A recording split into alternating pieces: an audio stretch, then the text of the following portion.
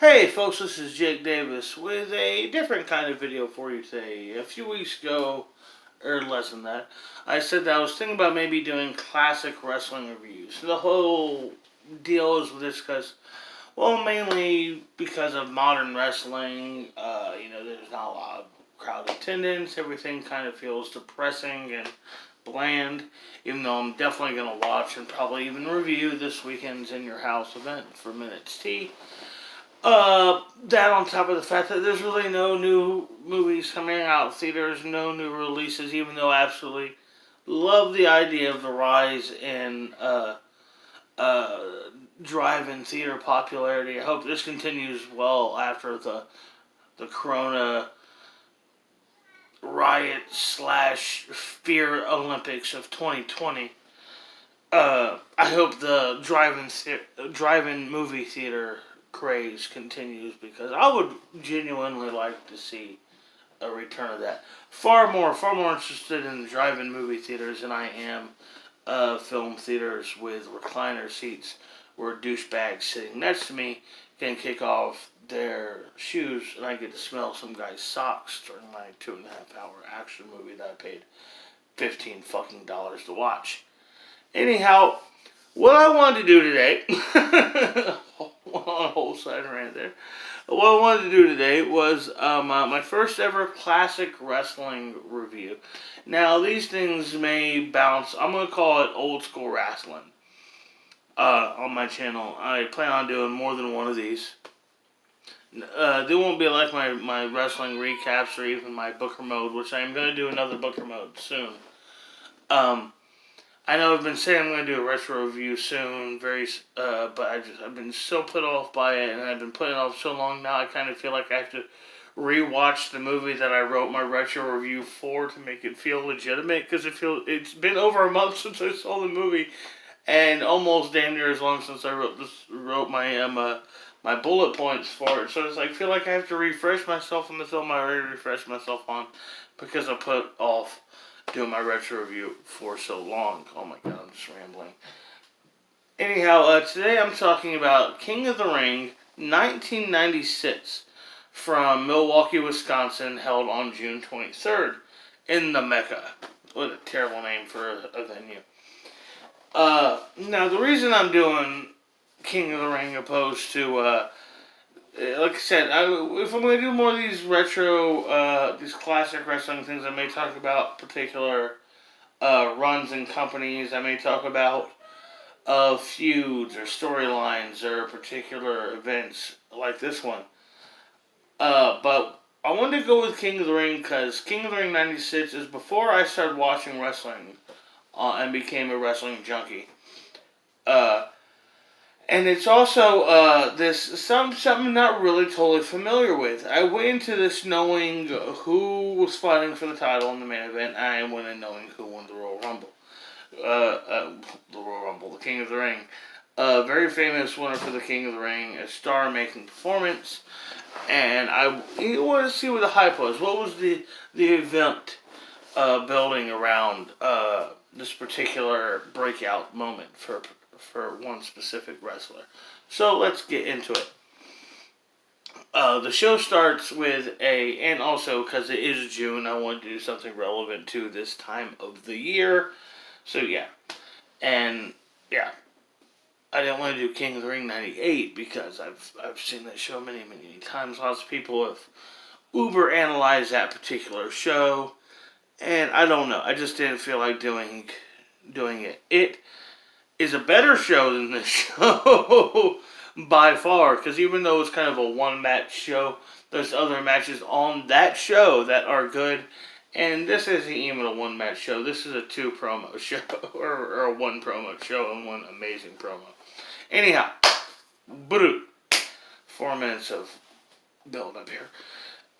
Kick off with a pretty cool hype package that has that piece of music WWE's used a lot over the years.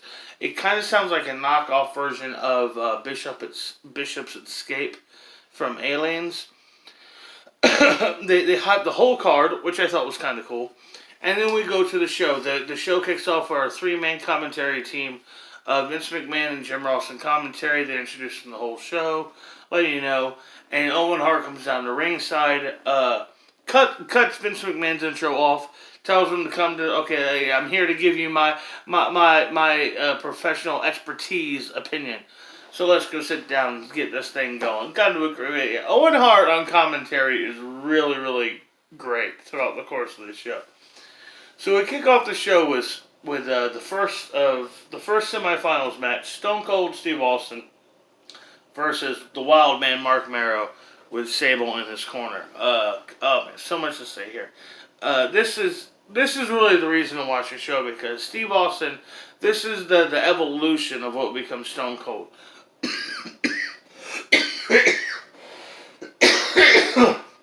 He's already excuse me. He's already called himself Stone Cold. Of course, bald. He's got the neck wag thing, all that going, and he's using the stunner. But he doesn't have the kick to the gut. He doesn't have the confidence, the working class connection. He's not fully Stone Cold yet. You know what I mean? That's the evolution of that character. And then you got Mark Marrow, who I've never really been a fan of Mark Marrow, to be 100% honest with you. I think he's, okay worker in the ring, but he always had just the worst, most unlikable, cringy gimmicks. And just no matter who he worked with, he just couldn't seem to really be the upper card guy that they wanted him to be. And his biggest contribution to the business was his part in getting over and helping guys like Steve Austin and Triple H become the big stars they eventually did. And of course, introducing his ex-wife, Sable, into the business. There's Sable. I started getting into pro wrestling when I was about 12 or 13 years old, so yeah, you can be sure I was a fan of Sable. Anyhow, this is actually a very good match. They pick up a lot of hard hitting, a lot of big selling, hard pops. A loud, physical match to start things off. Mark Marrow goes for a sleeper, and Austin reverses it into a jawbreaker, and Austin comes up with a split lip. And I don't know, I guess he got whacked, or maybe a slip from the thing, but that's what busted his lip. It's a decent match. Austin hits a power bomb. It goes backwards into like a modified version of the stun gun, which was his finisher, his stunning Steve Austin in WCW. Marrow kicks out, hits the stunner, like I said, without the stomp to the midsection, just kind of like picks him up and like drops him. It's kind of weird seeing a move like that. It's like when Raven would do the even flow without tapping the back. It's almost like seeing the the bareback version of a wrestling move. Just take the safety work out of it. The kick to the gut is there to like signal this big move to the back of the crowd. But it's also at the same time this preparation thing. I don't know. It's a nastier version of the summer, certainly more heelish. But yeah, Austin wins, and he's going to the King of the Ring finals. Backstage, we run into Jake the Snake Roberts. He's more religious at this time. It's very unfortunate at this point with Jake the Snake, because we're still 3 years out until Beyond the Mat.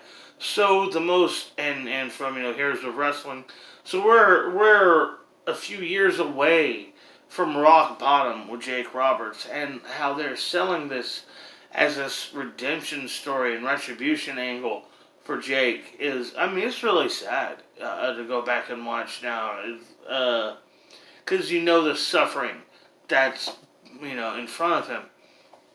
So the second semifinals match is Vader versus Jake the Snake, and Vader got Jim Cornette in his corner. Was it Cornette? Yeah, it was Cornette. Yeah, it was Cornette. Okay, I see a lot of Cornette tonight. And this is like a total nothing of a match, and the cameraman totally fucks up the finish because it looks like Jake hits the DDT, and this sheer sonic boom of the finisher on Vader knocks the referee down. The referee just calls for the bell. I'm like, what the fuck happened? And then from the different angle, you see the referee disqualified Vader because Vader tried to grab the ref to prevent the DDT, and it's a stupid finish. After the match, Vader hits the Vader bomb, a lot of squashing, not a lot of nastiness. It's an unfortunate match. Just 4 years earlier, Vader and Jake the Snake Roberts would have been a marquee main event match anywhere in the world. And now at this point, that Roberts has nothing left in the ring. He got nothing left to offer. And Vader's only really got a couple of good years left himself. But these are two really, really great wrestlers kind of just being dragged out for this thing. And it's important to point out here that around this time, this is just a month after Scott Hall and Kevin Nash had gone to WCW. And because of the whole, the curtain call situation with the Clique, everybody knows the story. The outsiders are gone. Shawn Michaels the champ, so Triple H had to eat all the shit. And the fact that Triple H doesn't win the King of the Ring because he had to be punished is one thing, but he's not even on the card for this show, and I really think that was excessive. It's to the point where this is kind of a lackluster card, in my opinion. And in the opening package, it hype as the biggest card in the King of the Ring history. Okay, it's really not that big. It's really not that good. So next up, we have the tag team title match. And there's this cool backstage bit where Vader's like yelling in corners, I didn't lose, Vader didn't beat me. Well, Jake didn't beat you, Vader, but you did lose. We got the tag team title matches are up next. Tag team title match is up next. The Smoking Guns with Sonny up against the Godwins. This was during Sonny's angle where basically if you won the tag team titles, you also won Sonny. What was the deal going on here? This match was just unfortunate to the degree where these guys are legitimately trying to have a decent match. You're trying to have a solid, traditional, old school tag team match, and it's, Billy Kenny's one of the best tag team wrestlers of all time. I would probably say Tully Blanchard is the all-time greatest tag team wrestler, in my opinion. But these guys are trying to tell a match, but goddamn, Vince McMahon has never had any faith in tag team wrestling. He's never treated tag team wrestlers proper, even though so many of his most reliable and top guys over the years would initially get over, even in his company, as part of a tag team or as a faction. Jesus Christ, Shawn Michaels and Triple H, Bret Hart and The Rock, Edge, all three members of the Shield. It's just a lot of guys. It's not everybody, but yeah, I've never understood the McMahon anti-tag team mentality he has, but he has something against tag teams. In the middle of the match, they cut to a backstage interview with Cloudy, who is the new valet of the Body Donnas, who is just a guy in drag pretending to be a Sunny parody, which is I'll bet a Buffalo nickel that's an Armstrong, just because that's the kind of shit the Armstrongs would do in the 90s there. So, up next we go backstage. Oh shit, I didn't even mention. Bart Gunn ends up hitting Henry Godwin in the back of the head when the referee's not looking with a boot. Billy Gunn pins him, and the Smoking Guns retain the tag team titles as if any of it mattered. It's a decent enough tag team match, but the commentators don't care, the booker doesn't care, the crowd doesn't care. It's like you have to force yourself to invest into this match because these poor bastards they're trying, goddammit. Anyhow, next up was you got Camp Cornette backstage with what was his name? He looked like the mayor from RoboCop 2. Mason? Something Mason, I think his name was. But he's back there. He doesn't come out for the main event. He's back here for this segment, but doesn't come out for the main event. And the British Bulldog cuts kind of a great little, small little, short, fiery promo here, man. It was pretty cool. I mean, you got, you see Mr. Perfect, who is the special guest referee for him and Shawn Michaels' title match later on in the evening. Mr. Perfect's in the bag, getting his stuff, getting ready. And Michael Hayes, who Doc Hendricks, is terrible name change. Is like, what's he doing here? What's Mr. Perfect doing back here? And that's collusion. That's bias. And British Bulldog's like, he's hanging out in my dressing room because he knows if he hangs out in Shawn Michaels' dressing room, someone's gonna steal his wallet. I just love that. He's just, I mean, that's a funny line, but just Bulldog all around is fiery. He's excited. You can tell that he feels that this is a big night for him, and he's just lit for this. It's a good promo. It is a good promo from the British Bulldog. All right, probably the best one I've ever seen from him, to be honest. And he wasn't a guy in any way known for his promos. Next up is a grudge match.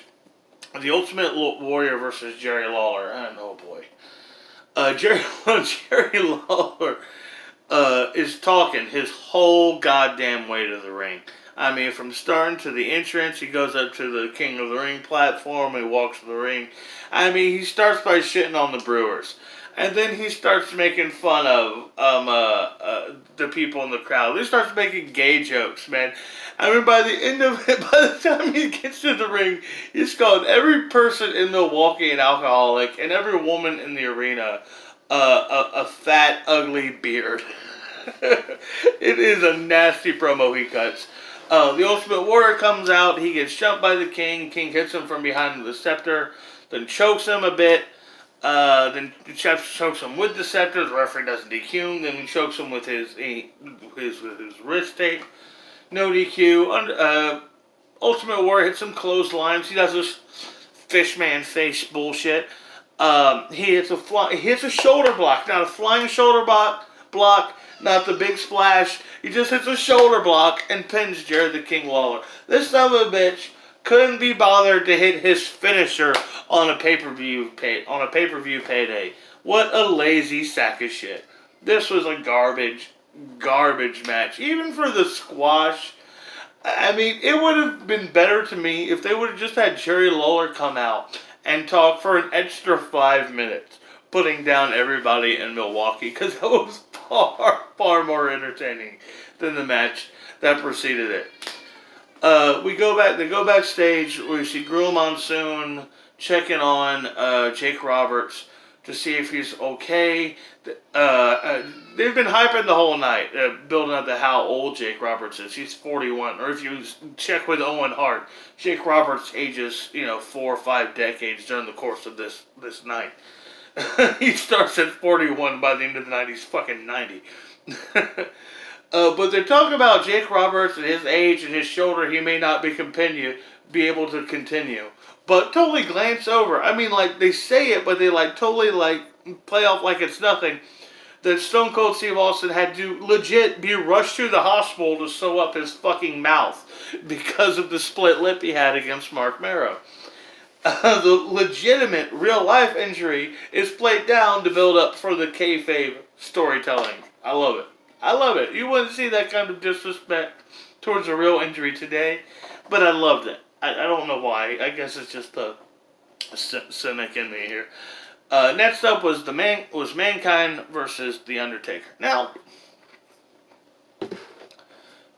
Mankind versus The Undertaker at King of the Ring. This thing, I was thinking about doing 1998, and it's almost like I can't escape the Hell in a Cell they had, because, this is the same two men, the same event, but it's not that match. It's not the Hell in a Cell match, before the Hell in a Cell was even invented. But what was so peculiar about this match, particularly, is the fact that it is a straightforward match. It's not a no disqualification match.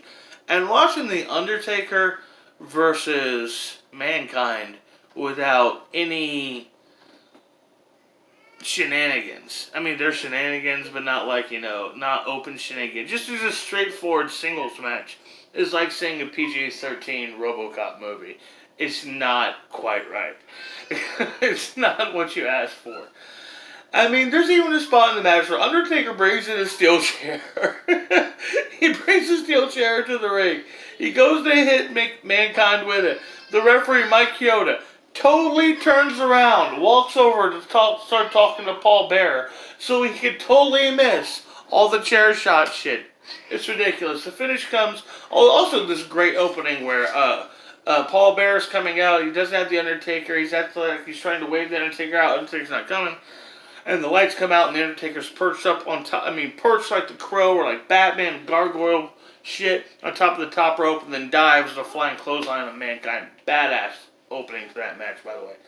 It's a cool match. It's a fun match. The finish comes with Paul Bearer inadvertently hits the Undertaker in the back with the urn, mandible claw, and Mick Foley gets the win here, even though Undertaker is chasing him to the back, even though he's he's struggling to stay on his feet.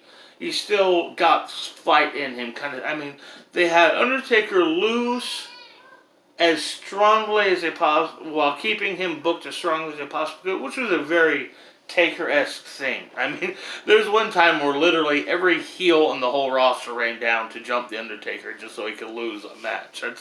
That's how they booked him back in the day.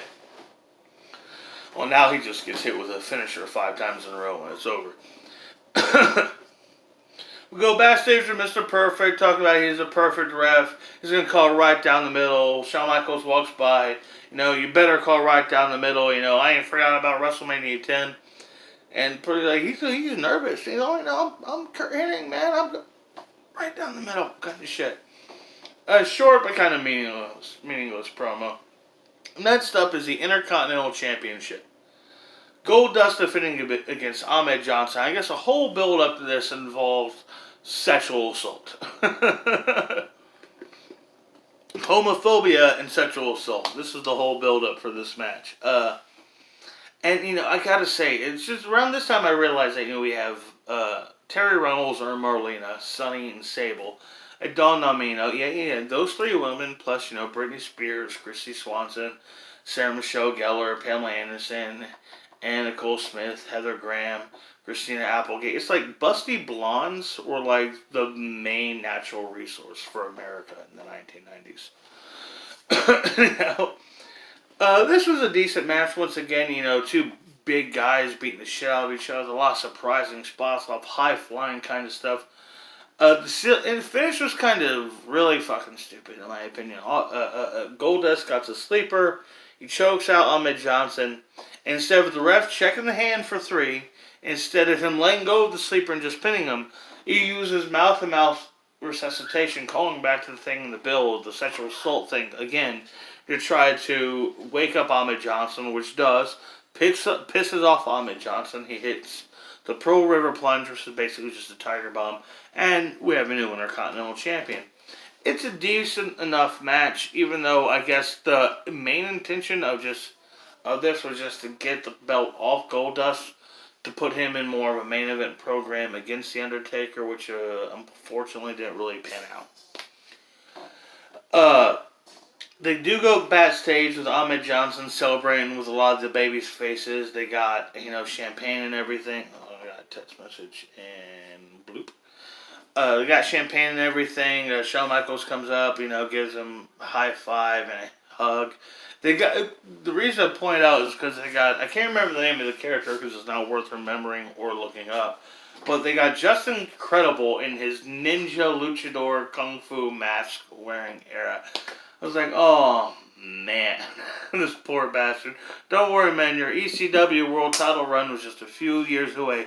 You just hang in there, man. It's not the top of the mountain, but you do got the Impact players in your future, dude.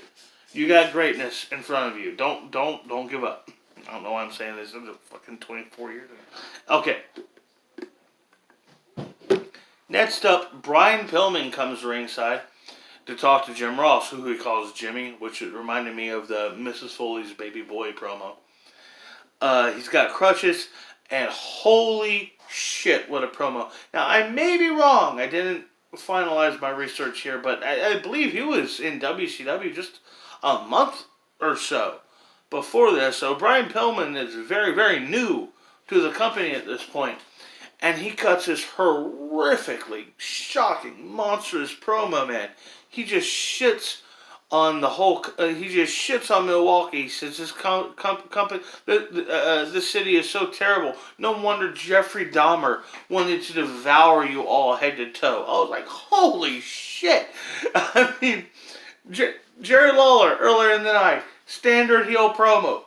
You know, you talk shit about the people in the crowd, you talk shit about their sports team. Brian Pillman says, fuck that, I'm going straight to local serial killers. And recent ones at that. It was kind of a shocking promo when he ends the promo by saying he is here to rape, pillage, and plunder the World Wrestling Federation. It was, whoa. Fucking Brian Pillman is here, and he has brought the Attitude Era with him, motherfuckers. It was, as far as someone who didn't know the show, was not watching pro wrestling at this time at all, this was the most pleasant surprise on the whole show. I was not expecting this promo. It was way beyond anything else presented on the entire fucking show, and yeah, go back and check out that Brian Pillman promo. It is shocking, to say the least. And that Milwaukee crowd, both simultaneously, I mean, just feed into the horribleness he is saying, but or at the same time giving back to him what he needs, you know, what he wants, that heat. You know, like they're in on it. It's not a disgusted boo he's getting from the local crowd. So now it's time for our semi-main event, which is the King of the Ring finals. Stone Cold Steve Austin, who, by the way, since the match earlier, has rushed to the local hospital, got his face sewn, his lips sewn up. I got stitches in his tongue too, according to Vince McMahon. He's taking on Jake the Snake Roberts, who's 41. Jumps Jake during his entrance. He's beating him down. Gorilla Monsoon comes out, sees if Jake the Snake can continue. Jake says, don't stop the match. I gotta fight. I want to fight. The match continues. They finally ring the bell. Stunner. It's over. Lickety split. And then you got the reason you're watching this show for. Steve Austin goes up to the ramp, gets interviewed by Michael Hayes, and he cuts the Austin 316 promo. Now, I would do it line for line here for you, but I don't feel like embarrassing myself. Yeah, my daughter's pissed off in the other room. So we get to the main event. It's main event time. Shawn Michaels defended the WWE title, WWF title against the British Bulldog. Now this is a solid match. If I ever really got break down into complaints about this match, I thought there was far too many rest holds just for the sake of kind of milking the clock, you know, making the match go longer.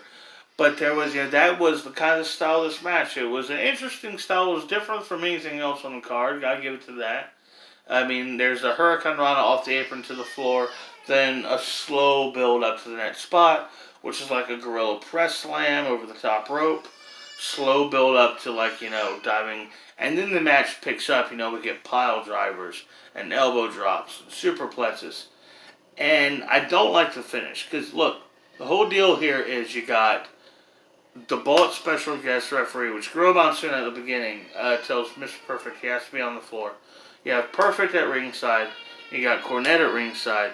You got Bulldog's wife at ringside, which is kind of a good-looking woman. I don't know if I've ever really seen much of Diana Hart before, but she's a pretty woman. You got these three people at ringside, and they all just stand there while Shawn Michaels takes forever to stop in the corner, load up his foot, hit swing sweet chin music, and win the match clean. And then all the heels jump him, and Vader walks out, and they all beat him up together.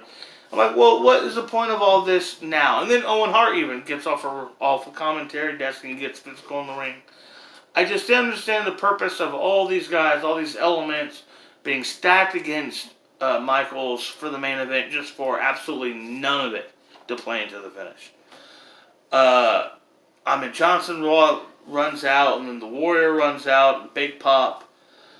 The show goes off the air with Ultimate Warrior and Ahmed Johnson racing Shawn Michaels' hand. The crowd seemed legitimately happy, but in all honesty, I gotta say this is maybe a C plus B minus show. I mean, it's not a great show, but I've seen far worse. I thought there was some boring stuff in there. I think the tag team match wasn't treated with any kind of prestige or importance like it should have been. I mean, this was the tag team titles in 1995, 1996. I mean, back then, they didn't have 18 championships. They had the three, the World Tag, the IC, and depending on what year you're in, you had the women's. So being a champion was far more prestigious. It meant something, and just treat the tag title match just kind of showed what Vince thought of the tag division in general. Anyhow, yeah, I hope y'all like this video. It went way longer than I was expecting to. I plan on doing another of these, more wrestling stuff since, they just straight up stopped making movies. Anyhow, I'm Jake Davis, and I'll catch you on the fly.